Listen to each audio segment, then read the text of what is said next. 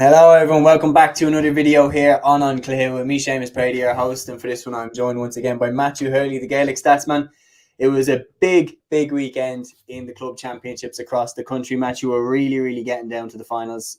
There's been a good majority of counties now that already have their champions for 24/25 already crowned, and every other county is very quickly getting towards that stage. The Cork one as well, you were there today. Nemo and Castlehaven into the final again. So big weekend for club championships across the country. Me personally, as a double, I was watching the Dublin hurling semi-finals. It will be Nafina against Kilmacud Crokes in that final. Again, a familiar feel to that one too. But yeah, we're getting to the business end now. We are, and yeah, thanks for having me on again, Seamus. Like, I was doing a few bits of research before I went on here, just quickly, and I think every county is in their final or they have a champion, which is obviously it's great to see from a media point of view that it's all knuckling down together. But then again, we look at our predictions and then we see, oh, we got a few wrong here, and I think I know what I'm going to say I'm not here. talking about the Derry Championship in this one. We're skipping right past that one. But yeah, there was watch the last episode. If you watch the last episode, lads, you understand. You would definitely. But yeah, there were some shocking predictions. Like even Portlaoise eventually got beaten by 9 points today by Port Arlington, so that's wrong. In Laois, Burren were pretty hopeless in the down final today, and I thought they'd topple Kilcoo at the start of the club championship. They didn't do that. So yeah, there were some interesting predictions at the start of the season, but it'll be interesting now. Actually, if myself, yourself, and Aaron get together again once all the championships are done and do a provincial prediction, an updated one. Yeah. Let's see how many we get right then. Yeah, I feel like, because I don't know, man. Like, provincials can be crazy. Like, the one that jumps out to me obviously was the Munster Championship a few years ago, where we all thought Nemo were going to win it. Then Nemo lost to Clonmel. We all thought Clonmel were going to win it, and then Cairns won that. So, like, I remember that you just could never tell who was going to win.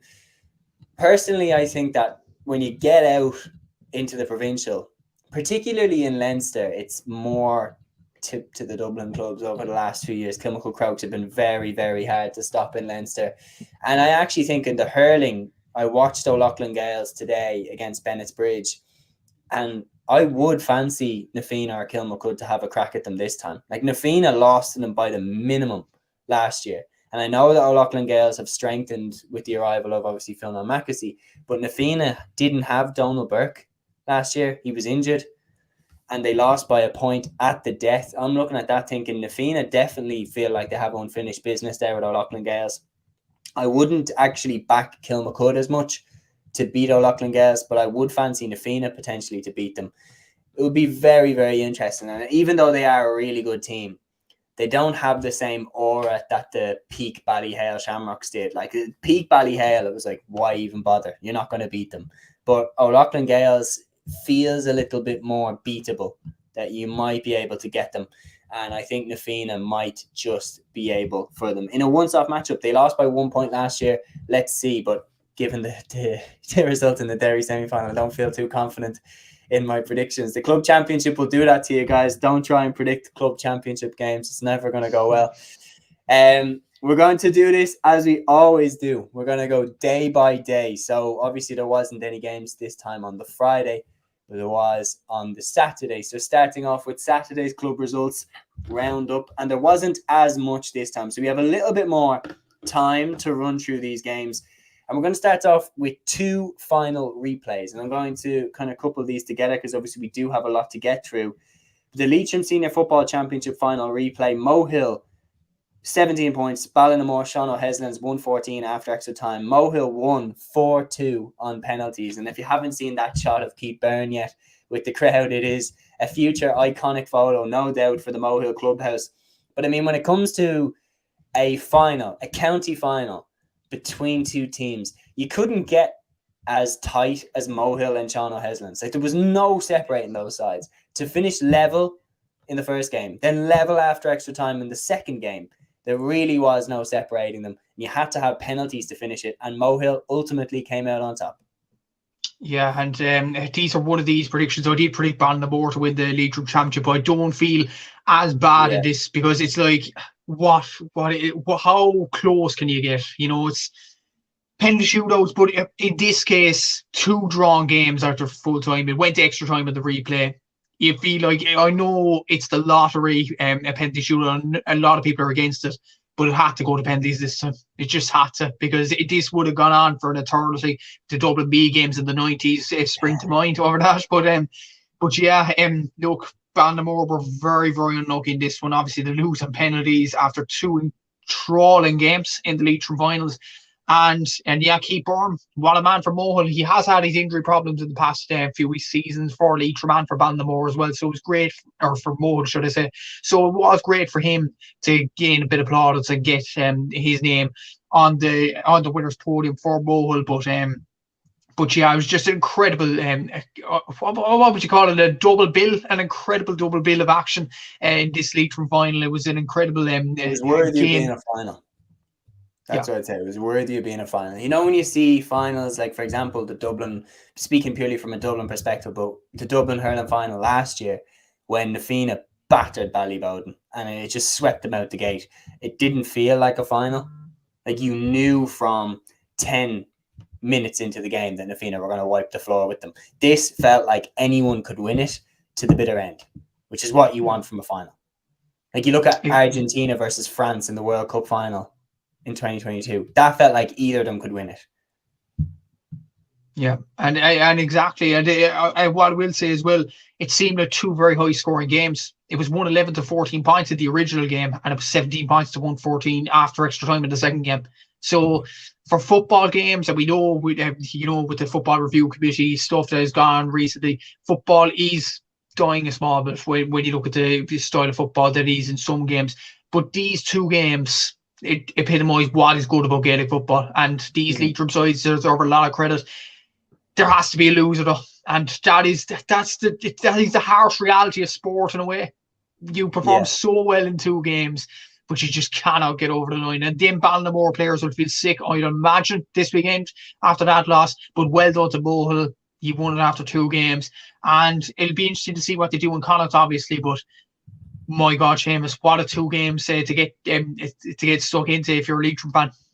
Certainly, and congratulations to Mohill. Commiserations to Ballinamore, Sean O'Heslands, but there's absolutely no doubting they are the two best teams in Leitrim football this year, and the two best teams in Leitrim football right now.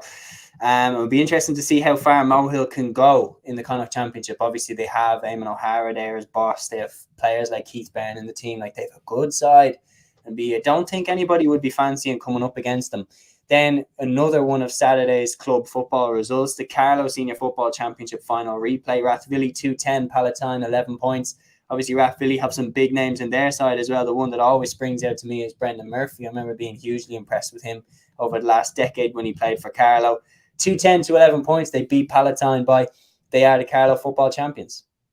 Yeah, and maybe a bit of a surprise for some people, because Palatine probably would have been the second favourites going into it. They beat the favourites Airog in the semi-finals as well. So Rathvilly, fair play to them for getting over the line. This one, 5-point victory after normal time. They absolutely deserved it, and fair play to them for winning this game as well. It'll be interesting again to see what they do with the Leinster Championship. Can they produce something better than what Airog did last year? Because Airog really flattered to deceive against Kilmacud, particularly in that quarter-final in Leinster. Be interesting to see what Rathvilly do this time around from a Carlow point of view. But it was a very good game, very good two games. Not as good as Leitrim, obviously, not the penalties and drama, but we did have a deserving champion in this one. And fair play to Rathvilly for getting over the line. A 5-point victory is always going to be an impressive victory for them. And they'll be celebrating this weekend. It'll be interesting to see what the Monday club videos are like on tomorrow. Certainly. I'll be very, very interested to see that. I'm going to couple up 3 semi-finals. I'm going to couple up a lot of semi-finals together. So the Kerry Senior Football County Final. Dr. Crokes beat St. Brendan's Board 14 points to 9. One of the Derry football semi-finals was played on the Saturday. Sean O'Leary, Newbridge 1-7. O'Donovan Rossa, Maherafelt 1-4. Kildare Senior Football Championship semi-final, Selbridge 1-11, Sarsfields 12 points. Clare Senior Football Championship semi-final, Kilmurray, Ibracane 3-8, Cratlow 1-11. the Wexford Senior Football Championship semi-final. Gussaran 18 points, Crossabeg Ballymurn 114. So out of those 4 semi-finals, like there's no doubt. Sorry, the 5 semi-finals. There's no doubt which one jumps out. You're looking at the Derry semi-final for me because you're looking at who can potentially stop Glen or Slaughtneil, whoever had come out the next day. Not a great game though. 1-7 to 1-4, and given that it was on RTE, that's a game where you've got national attention.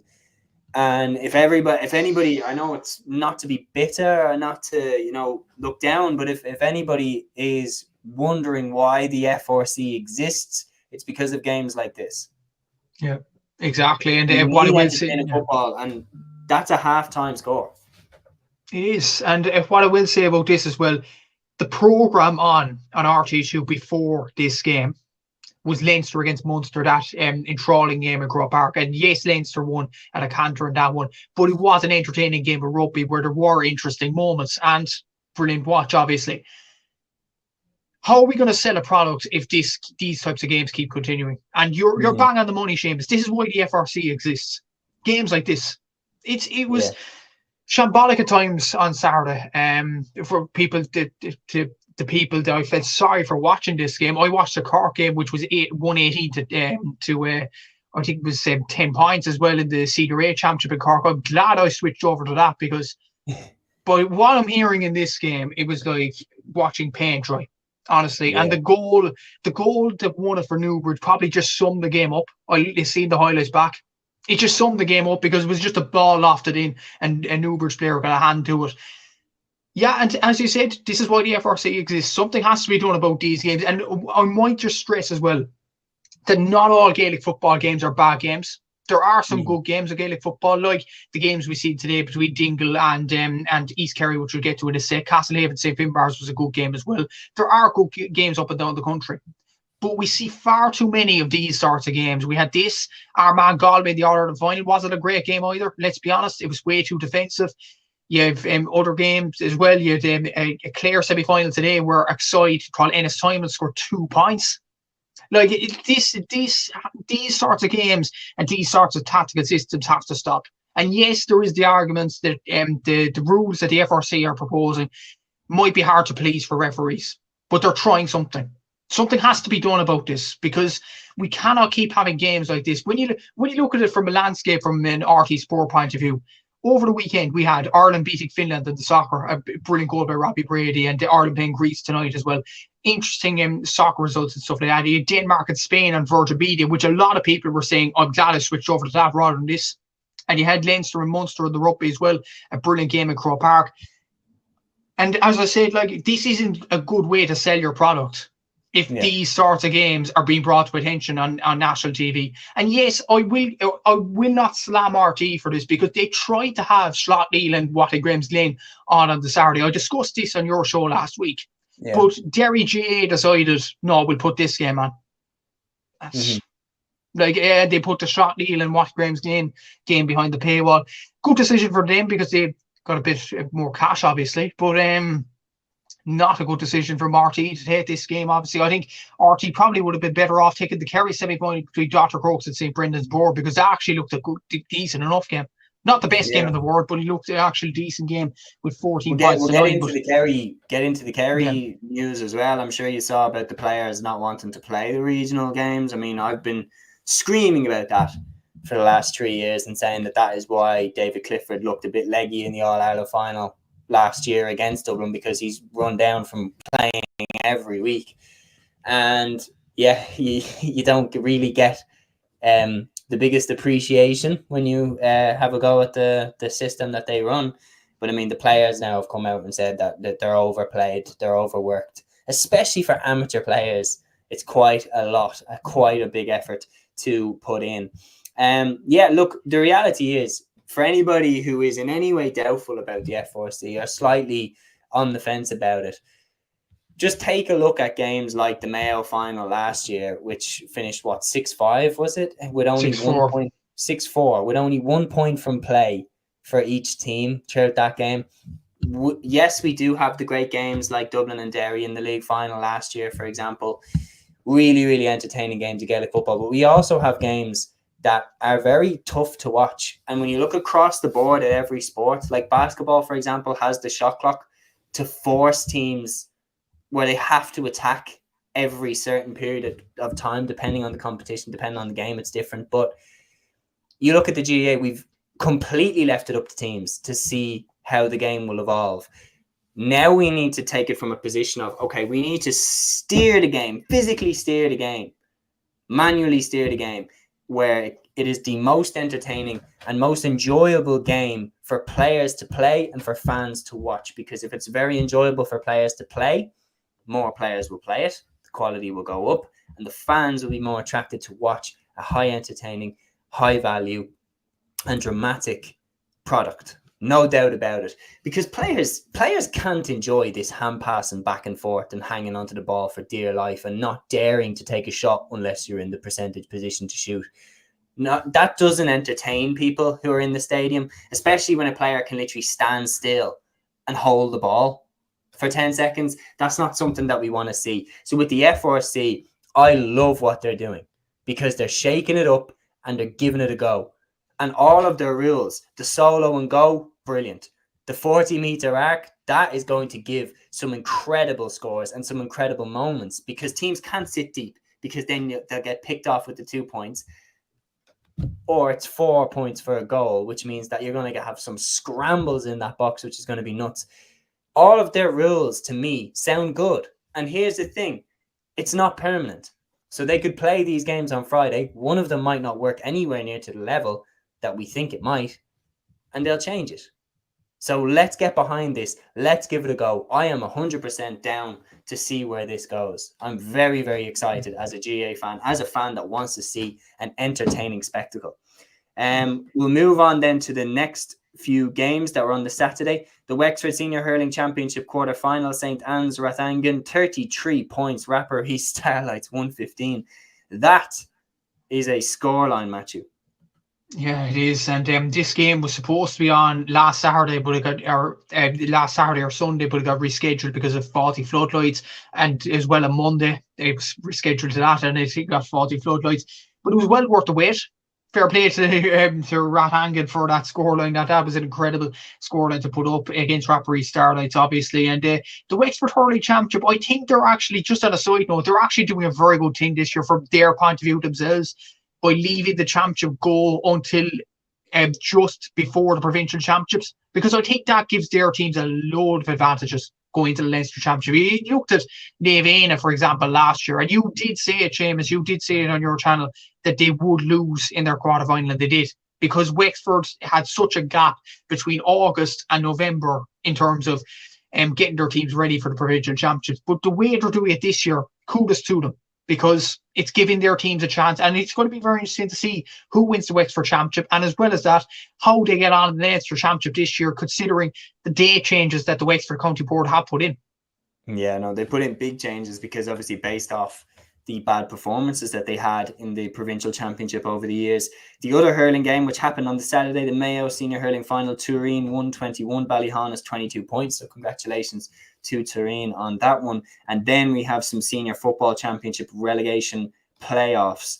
So in the Cork one, Carbery Rangers survived by beating Éire Óg 111-2-6. So Éire Óg are down. Galway Senior Football relegation playoff, Monaghy Abbey 9 points, Caherlestrand 5. So Caherlestrand are down. Monaghan Senior Football Championship relegation playoff, Onamullen 111, Donamoyne 2-7, Cremartin Shamrocks 2-8, Killarney 7 points. So Donamoyne and Killarney in big trouble there. Waterford Senior Football Championship relegation playoff, then Rowanmore 2-5, Bricky Rangers 3 points. Again, another dreadful scoreline there, and more proof that we need. If you score 3 points in an hour, that's an average of 20 minutes per point, not including added time. Like, that is shocking. Like, you could nearly watch a full episode of Friends in between the time it takes them to score. That's shocking. Like, that is so bad. Like, oh man, we need the FRC, man. With games like that, we need the FRC. This is a channel that's going after Bricky Rangers here, James. The poor lads. I don't care what club it is. I couldn't care less. You scored 3 points in an hour. Yeah, exactly. Like these sorts of games, as you said before, it does show as well. And to be fair, Carlos Strana, the Galway relegation playoff, only scored 5. Not too far off either. Shocking. Like it's shocking. Like what's that? It's 60. Quick maths. 12, isn't it? 12. Yeah, I think it's about 12. Yeah. Per score. Yep. You could watch an episode of Peppa Pig in between that. You could. Would you reckon we could do that? Yeah. I tell you what, we'll double watch the Galway relegation playoff and Peppa Pig series. Yep. We'll compare them both. Come back, catch the next point. It will probably be from a free kick. And then we'll get on with the next one. But in all seriousness, I personally think you should all fully back the FRC because it is here to save the day as far as I'm concerned. Then moving on to Sunday's club results. We'll start with the big one. This game was documented on TG Cahir, the Tipperary Senior Hurling Championship final. Lockmore Castleiney 219, Tumivara 117. It's another incredible achievement for Lockmore Castleiney and the incredible group of players that they currently have. Obviously backboned by the McGraths, Brian McGrath, Noel McGrath, John McGrath. But my God, they've got a lot out of this crop. Like another hurling championship for Lockmore. Yeah, and it's a brilliant achievement, obviously. We talked so much about Lockmore Castleiney last week and the footballers winning as well. They're in a Tipperary final against Clonmel Commercials next week. Obviously, best of luck to them in that. Best of luck as well to how on earth a club with the same group of players does so well in the hurling, and this is on a serious note, and then has to prepare, go back to the training ground and prepare for a Tipperary football final the next week against a very good Clonmel Commercials team, by the way. Yeah. So this is an incredible club, and they deserve a lot of credit for winning this game. Tumivara, they got a goal this one to make it 119 to 117 late on in the game, but a goal just to finish off. I think that was John McGrath that scored the last goal towards the end of it, and it was a brilliantly taken goal in the end. A lot more want to win for them to get over the line in this one. But you have not just John, you have Noel McGrath, who's a seasoned campaigner, obviously at this stage. Liam McGrath, who's an excellent player as well. Ed Maher was a very good player, I'd imagine, as well. So was Ed Connolly from a lot more point of view as well. So, yeah, very good result from a lot more Castleiney point of view. It'll be interesting to see what they do in the Munster Championship. Kieran Connolly's in good form, and Kieran McCormick as well, as shown. I did some stats even before the Tipperary final as well. And like John McGrath scored 47 points before going into this game. So he's scoring a lot, and he is helping his team a lot in this run. And as well as that, the last time they were in the Munster Hurling Championship, they pushed Ballygunner all the way, and that was Ballygunner at home in a Waterford venue that time as well. And Lockmore did have 2 men sent off in that particular game, if memory serves me correctly. So they'll have a lot of vengeance in their minds as well. And look at the draw this time; they'll face Ballygunner, Doon, or the Piercing in the semi-final in Munster now. So I think Lockmore Castleiney will definitely fancy their chances in the semi-final. Ballygunner are an excellent side, obviously. So the Piercing can do. Be very interested to see that kind of standpoint in the Munster Championship. But Lockmore proved that they can compete in Munster a few seasons ago, and I'm sure they will do so again. They're just an incredible club, Séamus. Football and hurling with the same crop of players. It's incredible.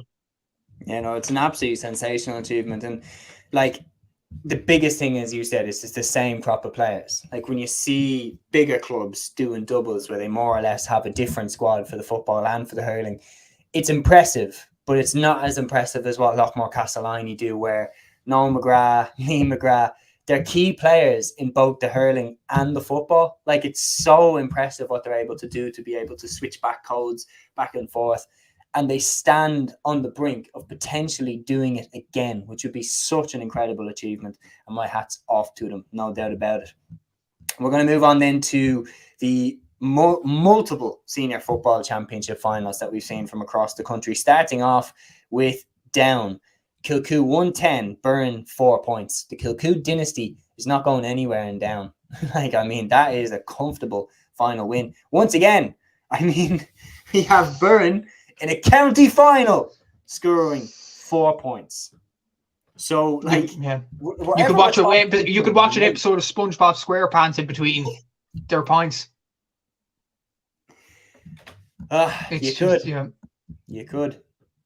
Man, No, but in all seriousness, 2 points in the first half and 2 points in the second half from what I was hearing for this game. For a team that have the likes of Owen Murdoch, Liam Kerr, Danny McGill, Ryan McGill, that's shocking. Sorry, that is absolutely shocking. And there's no excuse for scoring 4 points in the final with the amount of players at your disposal, especially the likes of Murdoch and Kerr, who are down main men, let's be honest. So, like, that was Kilcoo. Obviously, the dynasty doesn't seem to stop there, but burn my word. If the question was, are Burn going to put it up to Kilcoo, maybe try scoring more than 4 points. Like, you know, it's just, I mean, again, the FRC is needed because of this, but yeah, Burn, that is, I know, brilliant result for Kilcoo. Congratulations to them for winning yet another Down Senior Football Championship. But for Burn, I expected a lot more, and I will say I am disappointed with them, with that performance. Yeah, no, like, especially when you see those names on paper, like pound for pound, player for player, they have very comparable star power to what Kilcoo have. So you would wonder why Kilcoo just seemed to be able to brush them aside in this final, just like they did last year, even when all that focus was on them, because Kilcoo didn't want that referee to be in charge of that game, if you remember that. Like, all that focus on them, and they still were able to sweep Burn aside. Kilcoo have been dominant in Down, and it doesn't look like it's going away. And I'm very, very interested to see what a rematch between Kilcoo and Glen could look like this year. I'm not going to give a prediction because I'm still a bit sore after predicting that Glen would lose last time to Sloughneel. And for anybody who's confused, I said that Sloughneel would smash Glen. Obviously has not happened at all. We're going to move on then to the Donegal Senior Football Championship final. St. Eunan's 113, Dunlow 110. St. Eunan's are the Donegal Football Champions for 2024/25 into that season or whatever. But incredible achievement by St. Eunan's. The Donegal Football Championship is a tough one to win, especially like you go up there to Donegal. The weather, especially during the club championship, is never going to be the best. So you're going to have to fight to win the Donegal Football Championship, and St. Eunan's have come out on top. Yeah, brilliant achievement for St. Eunan's. They have some brilliant players, obviously. Niall O'Donnell, you have Shane O'Donnell in that team as well, Kieran Moore and all them. So you have some excellent players, and they deserve to win the Donegal Championship this time around. And Winters a championship with the likes of Niamh Connell in there, Guido, Glens Willie, Kilcar. There are some very good teams in Donegal, and it is very, obviously, the weather you mentioned there, Séamus, correctly as well. It is a tough championship to win, and fair play to St. Eunan's for getting over the line. And fair play to both sides. It seemed like a very good game of football. 113 to 110, tight. Not the most high scoring, but very, very tight game. Dunglow deserve a lot of credit for getting to the final in the first place, because they don't have, when you look at their scores and when you look at their team overall, they don't necessarily have Donegal seniors in that team. Like Oisin Bonner's their main player, Conor Green as well as Dylan Sweeney, and they don't seem to be the main players in terms of underage or senior with Donegal. So for them to get to the final in the first place is a massive achievement for them, and they should be very proud of their 2024 campaign, and fair play to them for that. In all honesty, they're also known as An Cloch an Lia from in Irish language as well. So like, they are a brilliant club, and they deserve a lot of credit for getting to that Donegal final. But it is St. Eunan's Day, and they now play either Errigal Kieran or Trillick in the first round in Ulster. That should be an interesting game, because St. Eunan's have some very good players on their side. The likes of O'Donnell's there. You have Kieran Moore. Errigal Kieran have the Cannibals, and then you have Trillick, who have Matty Donnelly and Kieran Daly and all of them as well. So yeah, whoever comes out of that Trillick and Errigal Kieran game should be a cracker for stay out in Ulster. Certainly will be, no question about it. In the Westmeath Senior Football Championship final, St. Loman's 113, the Downs 113. These are the two best teams in Westmeath football, no question about it. For me, a replay will be required between those teams. Moving on then to the Offaly Senior Football Championship final, Tullamore 15 points for Ban, 14 points for Ban. Of course, took out Road, who have been the dominant team in Offaly over the last 5 to 10 years. And then the Laois Senior Football Championship final, Portarlington 3-13, Portlaoise 13 points. Very impressive final win for Portarlington, 9-point victory over what is probably the most successful and the club that first springs to mind when you talk about Laois for somebody from outside. So Tullamore and Portarlington into the Leinster Football Championship. How do you think they'll get on? Yeah, I think Port Arlington, it was a question that would they win the Laois Championship, because early on in the campaign they lost the first round, and we were doing that predictions video with Aaron, and I looked at that result and thought they aren't really the same team, and they lost in Laois last year. St. Joseph's obviously going all the way in that. And there was question marks about Port Arlington whether they'd win this Laois Championship again, especially with Port Laois improving over the last few games or so. But that was an incredible result today. And from what I'm hearing as well, it might have been last year they had Anthony Cunningham as manager. I'm not sure that they have Anthony Cunningham this year now. I'll leave that up to the commenters there. But like, that is a very good result for Port Arlington, and they had a lot of players exiting the camp because of going abroad. They seem to be all back in full fettle now this season, so it was a very good result for Port Arlington to get over the line. And if you remember correctly as well, they faced Kilmacud 2 years in a row in Croke Park. The first year they were very, very close, but for a Cian O'Connor goal spoiling the party more or less. And then the second year, Kilmacud absolutely spoiled the party for them. They annihilated them in Croke Park that time. Obviously, they didn't win Laois last year, so be interesting to see if they get back to Croke Park or even anywhere for a Leinster semi-final in future months. Tullamore, I will give myself a bit of credit for this. I did say Tullamore would win it, so well done to Tullamore for doing it. So a brilliant win over Forban. But Forban were very, very close in this game. They were up at half-time by 9 points to 5, if memory serves me correctly. And Tullamore had to come back into this game. They had to come out fighting in this one. And they did so. Fair play to them. And then in Westmeath, I absolutely agree with you. St. Norman's and the Downs are the two best teams in the county. And I think a replay is the right thing between these two sides, because it's very, very hard to separate them in general. St. Norman's could go on a run in Leinster when you look at the talent that they have. The Ronan O'Toole's, the John Hazelands, obviously. The Downs have Luke Loughlin in their team as well. So that's the best players in Westmeath coming up head to head. So yeah, it should be a very good replay next week. Definitely looking forward to that. Certainly would. Sam McCartan's another one who's on the Lomans team that I always like McCartan as a footballer. Then so a replay is required in Westmeath to separate St. Lomans and the Downs. The same situation is at play in the Longford Senior Football Final. Colm Kills won 9, Abilara 12 points, so a replay is required there too. And moving on, then we have semi-finals galore now. So let's start with Cork. I forgot one final, Séamus, the Antrim final. Antrim. I'm looking at the list. Yes, apologies. Carrigan 10 points. Roger Caseman's Port Glenone 8 points after extra time. So a real ding-dong battle there. Carrigan, who have actually been successful in Antrim over the past few years. Of course, they won it a couple of years ago. They are champions once again. Yeah, very good result for Carrigan, no doubt about it. And I did predict Carrigan to win it. But to be honest, I wouldn't take too much credit for this, because this was obvious from an Antrim point of view. But to be fair, right, Port Glenone really put it up to them by the looks of it. It went extra time. It was very, very close on this one, but Carrigan just got over the line this one. And it'll be interesting to see what they do in Ulster as well, because they produced some very good performances. I remember them playing Watty Graham's Glen a few seasons ago and coming up very close, just a bit short in that game as well. So look, it'll be interesting to see what Carrigan do in the Ulster Championship in the next few weeks. And congratulations to them. Certainly. We're going to jump in then to Football Championship semi-finals, and okay, let's talk about it.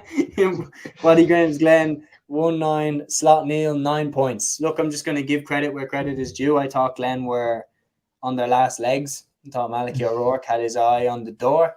I thought Slot Neal would beat them, but Glen still showed what they're made of. 1-9 to Slot Neal's 9 points. They win.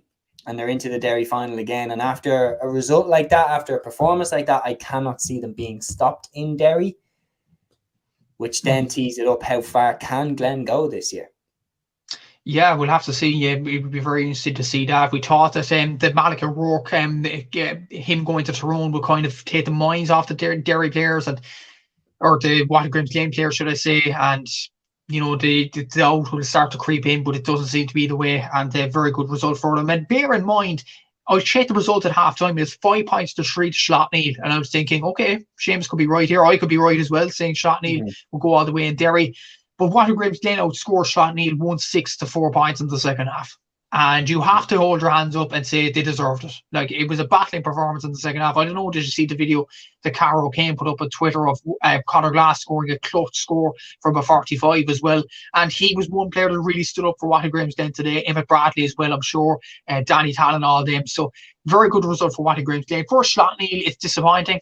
It's obviously not pathetic, like Burren again in the Down Championship over Kilcoo, but it's disappointment to lose by 3 points to Watty Grimsden when you were 2 points up at half time, a 5-point swing. They'll be disappointed with the players that they do have in Chrissy McKay, Brendan Rodgers, Shane McGuigan. They would be disappointed with this sort of result. But it is Glen that march on, and it'll be interesting to see what they do in the Ulster Championship, because I think they will beat Newbridge in the final, let's be honest. Yeah, certainly. Look, I think they have Derry more or less wrapped up. They just need to not take their eye off the ball in the final. They need to put Newbridge away the same way that they put Slaughtneil away in the second half. They're diving into further semi-finals then, surprisingly, in my opinion, because I thought East Kerry by far had the strongest squad on paper. Dingle 216, East Kerry 114 after extra time. So Dingle will join Dr. Crokes in a replay of the Kerry final, the Kerry Club Championship final. And just in case you're confused, so am I. But they're going to play each other in a second final. And I believe, correct me if I'm wrong in saying this, but I believe that now if Dingle beat Dr. Crokes in this final, Dingle will represent Kerry in the club championships. So what was the point of Dr. Crokes winning the club championship in the first place? And is it slightly interesting as well that the Kerry players have come out and said that they are more or less exhausted? I would say so. Look, I think there is a best of both worlds scenario here, and this involves, I know people would say I'm biased and stuff like that, but there is the Cork Championship where divisional sides go into a tournament. The winner of that tournament then progresses into the knockout stages of the Cork Premier Senior Football Championship with the clubs in it, and then the divisional side comes up against a club. So that's one divisional side coming up against a club, and you will get rid of all the irregularities involving these divisional teams, the right thing to go about in Kerry, and as well as that player welfare, because then there's a competition involving divisional sides. The winner of that goes into the club series, then problem solved. I think that would be probably the way to go in Kerry in future seasons. But yeah, I'm probably not surprised as the way the Kerry players bash the divisional competition, the way the Kerry Championship is at the moment. But in this Dingle and East Kerry game, I don't know, did you see this, Séamus, before we went on air? David Clifford had a penalty in normal time. It was 114 to 211 in normal time in this game, if memory serves me correctly. And it was the exact same scoreline at a time. And David Clifford had a penalty. His penalty was saved by Gavin Curran in the Dingle goal, and the game went to extra time. I'd be interested to, it's a brilliant save by Gavin Curran. It's a magnificent save, obviously, to deny David Clifford. If you haven't seen it on Clubber or any other site like that on social media, watch it after this video. It is an absolutely incredible save by Gavin Curran, and they deserve these flowers for that. But in that situation, Séamus, you don't want to be too bitty about it, but I would have put the ball over the bar. Hindsight's a beautiful thing, but I probably would have put it over the bar. Yeah. Especially if all you need is the point. It's sometimes that's speaking from my personal experience, sometimes that's even worse when a player just chips it over the bar because you really are powerless to stop it then. But yeah, look, personally, I don't understand fully now that we've ended up with the same two teams in the final. Dr. Crokes' win means nothing. Now, nothing. They have to go to be fair, I will say this, Séamus, I won't defend the Kerry Championship here. A lot of people predicted East Kerry to win this, the county championship.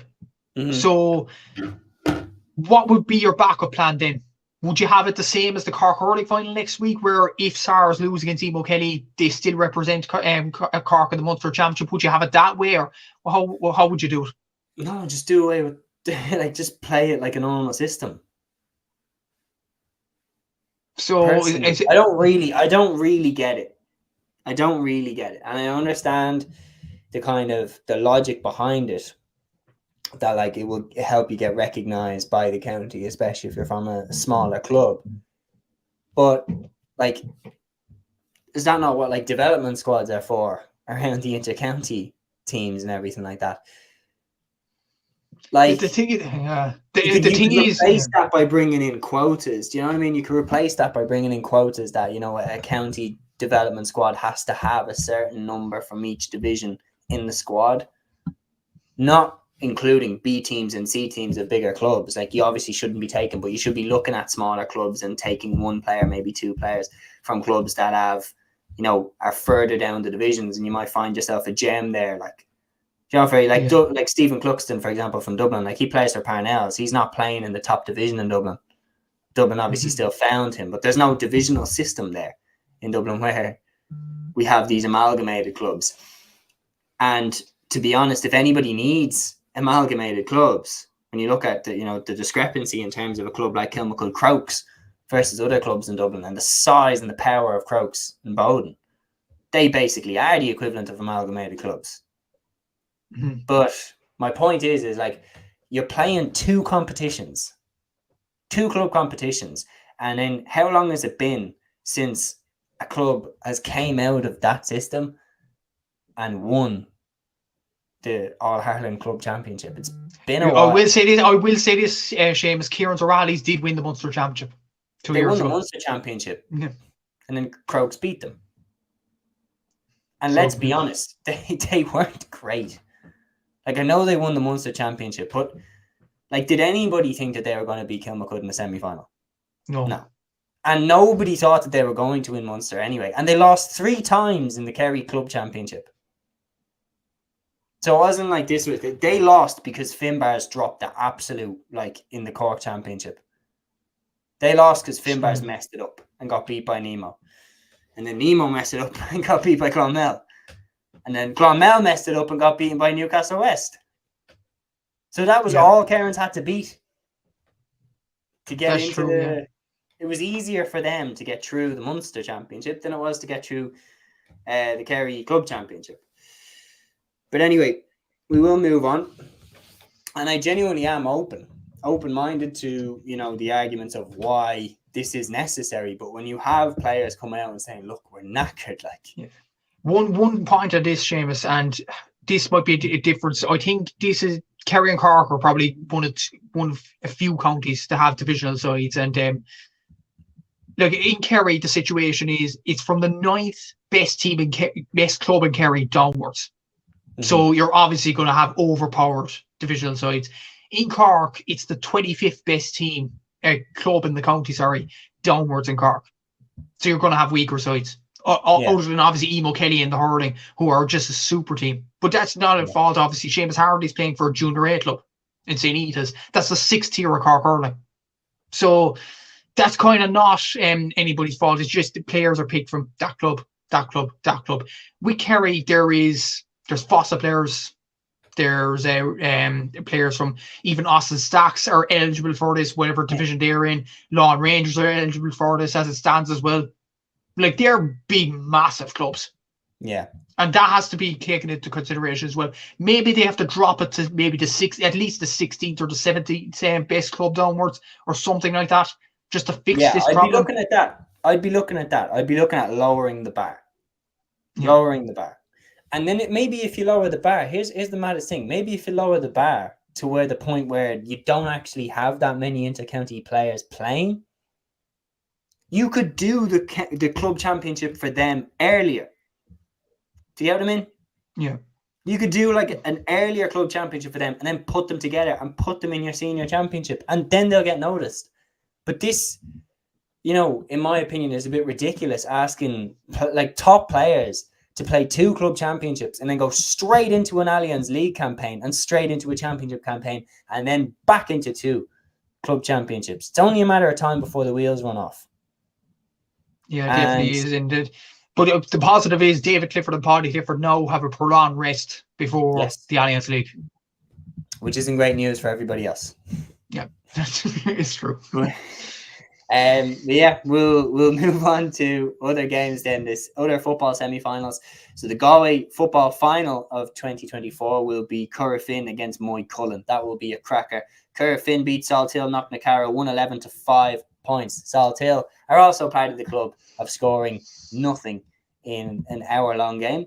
Moycullen 1-10, Tuam Stars 10 points. Moycullen will play Currafin in the final. That one will be quite an interesting one. Currafin against Moycullen, two extremely successful Galway clubs over the last decade. Yeah, and Salton Knocknacarra, I probably would have backed them before the Galway Championship, but they fell flat in their face. But it looks of it today, and Corfin definitely showed their capabilities in getting over the line today. And Corfin and Moycullen actually played in last year's Galway final as well, so it's a repeat. So, and Corfin won that game quite easily by many people's liking. So I think Moycullen will definitely be up for this game. They'll be well up for it.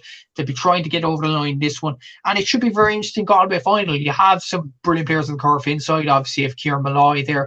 Gary Soyce, if he is still playing, that is. He's absolutely a gem of a player if he is still playing. You have Moycullen, you have Daisy Keneally, who's an excellent club player. On that side of the coin as well, you also have the likes of Sean Kelly and Paul Kelly on that team as well. So it should be a very good final. Very interesting to see what results comes out of that. And the winners of this play the Roscommon champions at the quarterfinal in Connacht, and the winner of that game then plays Mohill in the semi-final. So very interesting side of the draw in Connacht. In a word, who do you think is going to win? As of now, I'm going to go Corfin because of the history that they have, but I think Moycullen will be very hungry, and especially with the players that Moycullen have, they probably should be doing a bit better. Yeah, I'll go Moycullen. Make it interesting. The Cork Premier Senior Football Championship semi-finals then. Nemo Rangers 2-11, Mallow 1-5, Castlehaven 18 points, St. Finbarrs 14 points. Obviously, you are at both of these games.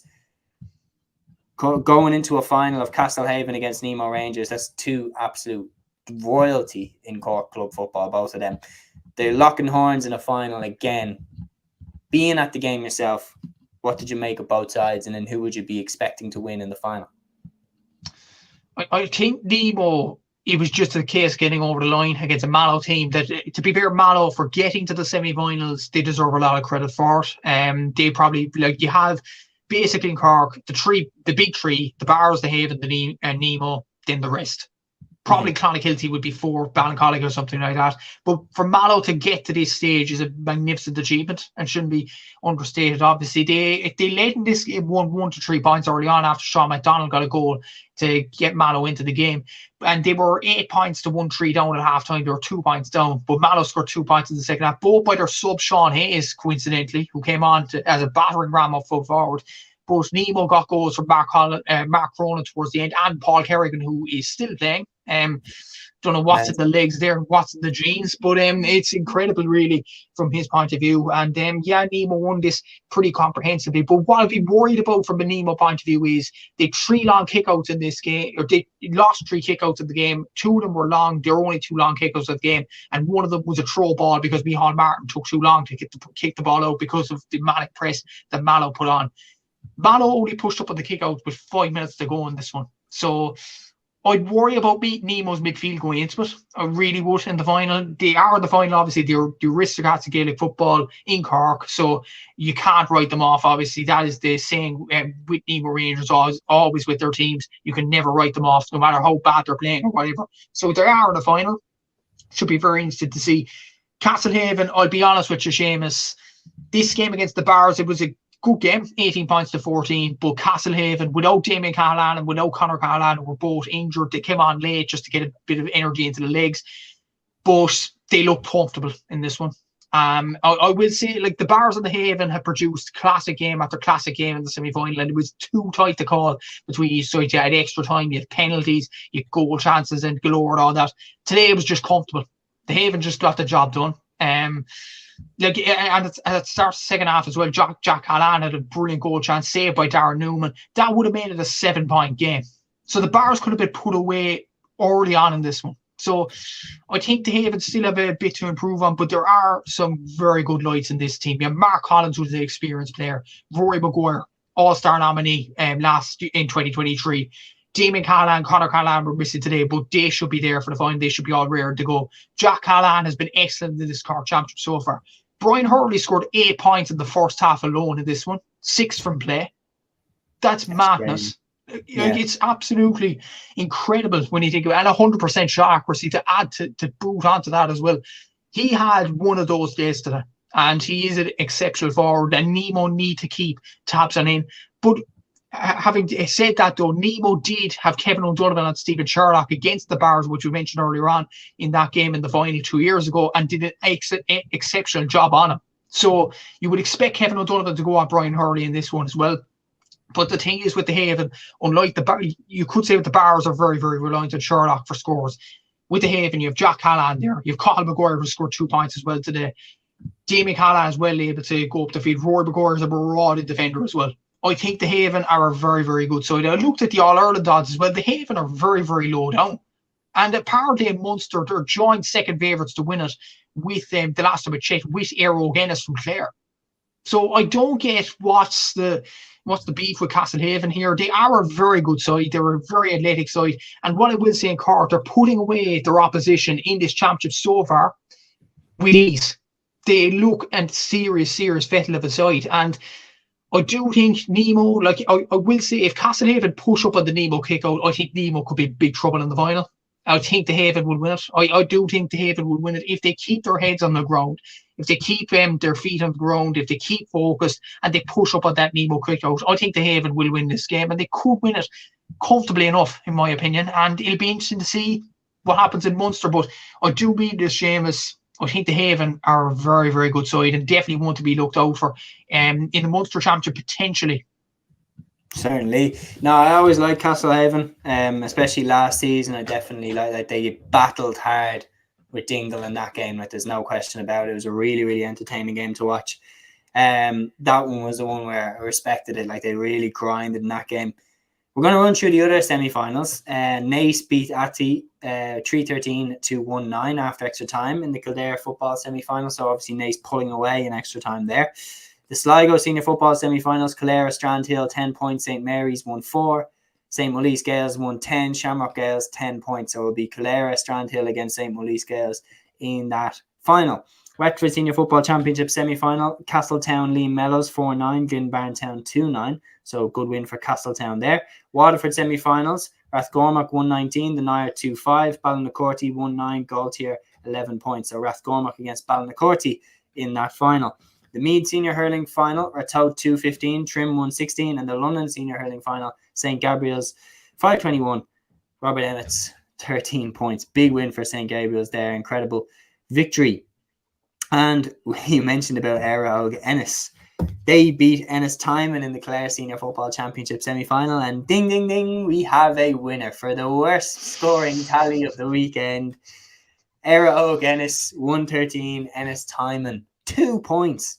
2 points. So that means it took you an average of 30 minutes to get your score. And like, that's just me reading the result. I don't know if one of those kicks was from a free, or maybe both of those kicks were from a free.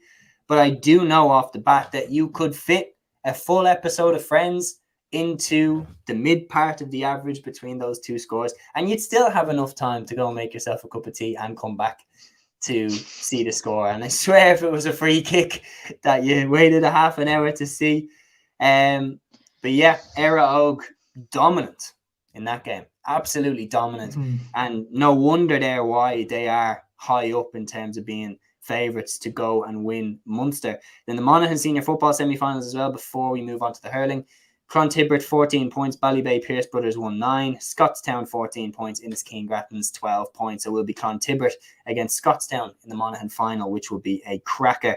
Then moving on to the hurling, we have Dublin and we have Kilkenny. So starting off with Kilkenny, O'Loughlin Gales 217, Bennett's Bridge 114, Fionn Mackesy definitely impressing in this game. Incredible performance, especially from free pucks. And then Thomastown, who were the intermediate champions last season, 127, Mullinavat 13 points. They look very good. And I tell you what, I fancy them to give O'Loughlin Gales a really good rattle in the final. And added to the point as well, in the quarterfinal, they knocked out Ballyhale Shamrocks. There you go. They are on a serious trail, Thomastown, and they have some excellent players. The Donnellys there, and John and his brother there. Like, they have some very good players. Zach Bay Hammond is a very good player from last year that I watched at the intermediate final beating Castle Lyons. They are an exceptional group of players, and they definitely deserve their plaudits for getting to the final in the first place. It's a magnificent achievement. Whatever happens at the final, James, this is a magnificent achievement for them. To win the intermediate championship and then get to the senior final in Kilkenny, That's a by brilliant knocking out achievement. Ballyhale as well. Yeah. Beating Ballyhale is more than winning the trophy. It's a magnificent achievement, and definitely, if you're doing my end of year awards once we get to Christmas time, Thomastown are definitely up for Club of the Year. They're up for it, no doubt about it. They won the Intermediate All-Ireland in January. Now they're in a Kilkenny final after beating Ballyhale Shamrocks. If they beat O'Loughlin Gales, signed, sealed, delivered. The trophy's yours, lads. Yeah. Like, it's an exceptional year for Thomastown. I definitely wish them the best in the final. O'Loughlin Gales, look, they got the job done against a decent enough Bridge side today as well. And they have some players, obviously, in Hugh Lawler, Mikey Butler, Owen Wall. There are some very good players in that O'Loughlin Gales team. Conor Heary as well. Some very good players in that team, and they definitely will be favourites in the Kilkenny final, but they can't take Thomastown lightly. If they do, they could be shocked. We'll have to see what happens in the final. Certainly. Okay, the Dublin Senior Hurling Championship semi-finals then. The first game was between Kilmacud and Lucan Sarsfields. That was an execution. Kilmacud 2-23, Lucan Sarsfields 1-13. Aside with the Crummy brothers, just got absolutely annihilated by Kilmacud Crokes, who have players like Brian Hayes, Ronan Hayes, Dara Purcell, Alex Considine. Like, they are supremely talented. The second game between Nafina and St. Vincent's was fantastic, and Nafina won it after extra time, 26 points to 121. With the last puck pretty much of the game, St. Vincent's scored a goal through Conor Burke to send the game to extra time.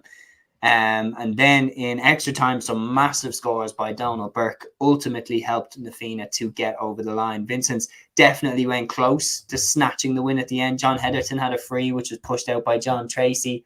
Really, really dramatic stuff. But Nafina ultimately got over the line. It's them against Kilmacud in the final. I've backed Nafina from day one to win the Dublin Championship. I'm not going to change that now, because their mettle was tested to the max by St. Vincent's in this game. They came through that challenge. I backed them to beat Kilmacud in the final. Even though Kilmacud looked excellent against Lucan, you could see the cracks in Lucan. Like in the first half against Whitehall, for example, Whitehall dominated the first half of the game, albeit there was a big win, but Lucan looked way off the pace in the first half. And then in the second half, obviously Charlie Carter gave them a kick up the backside. They came out in the second half and pulled the game back and ultimately won it. But against Kilmacud Crokes, you cannot have that slow start again. They did, and Crokes put them away ruthlessly.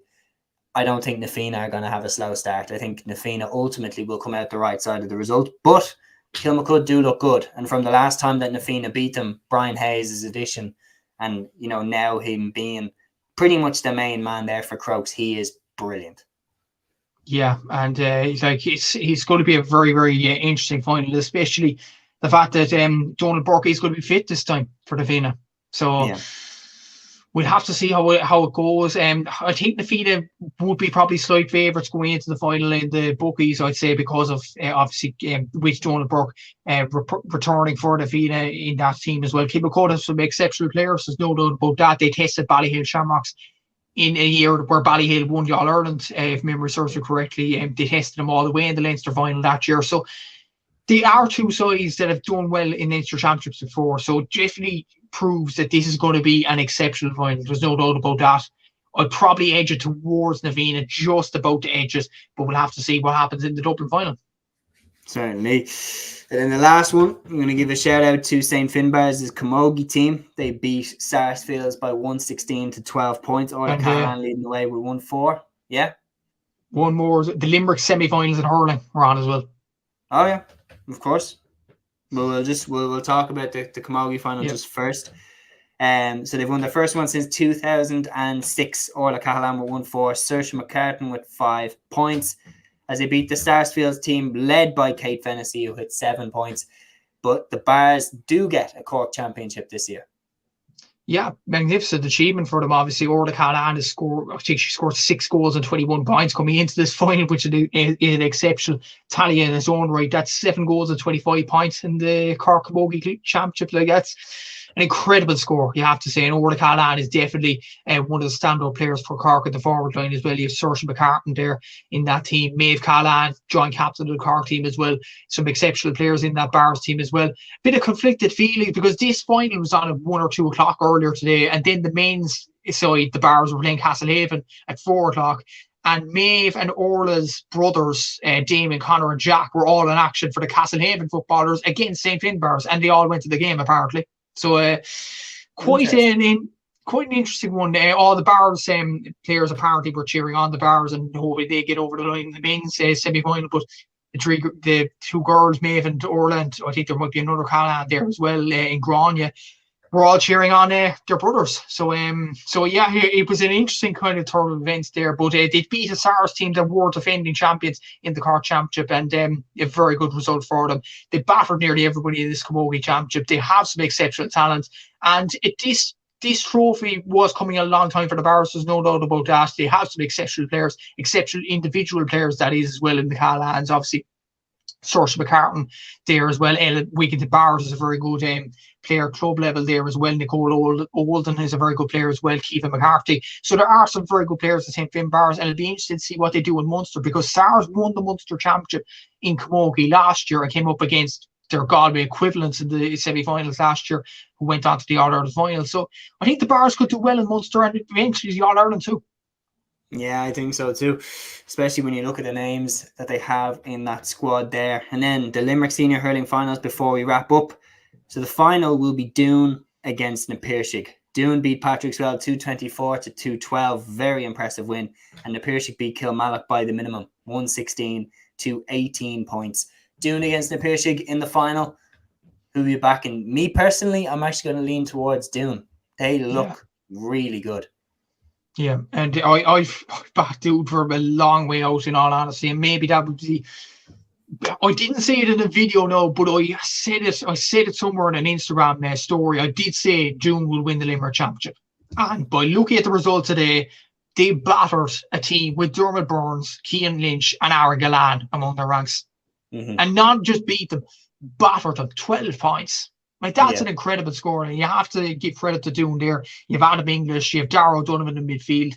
They are a very good side, and they're on the way to the Limerick Championship. The Piarsaigh deserve a lot of credit too for getting over Kilmallock in what was a tight game today as well. And the Piarsaigh won it last year, so I'm sure they'd want to hold on to their crown and get that Munster Championship game against Ballygunner. But Doon look a serious team, and I would be very, very... Look, if Doon want to win the Limerick Championship, I wouldn't be shocked, because the way they performed in this championship so far has definitely made me impressed. Yeah, no, they've been really, really good. There's no doubt about it. And when you look at the players that they've got, Adam English, Darrow Donovan, like, they have a spine to that team, and I think they'll be very, very hard to stop. And then your word as well, because potentially the next time I speak to you, the FRC trial games will have happened. They're on next weekend, Friday and Saturday. We'll just do a quick word on this before we wrap it up. What are you expecting from these games? What are you hoping for from these games? I'm hoping for an exciting games of Gaelic football. We're going to get 4 next Friday and Saturday. So it should be very, very good in Croke Park. There's no doubt about that.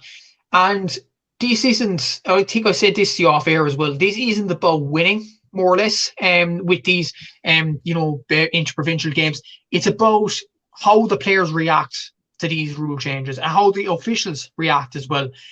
It should be very, very interesting. I'm very excited to see the solo and go. Obviously, that's an exceptional rule to bring in.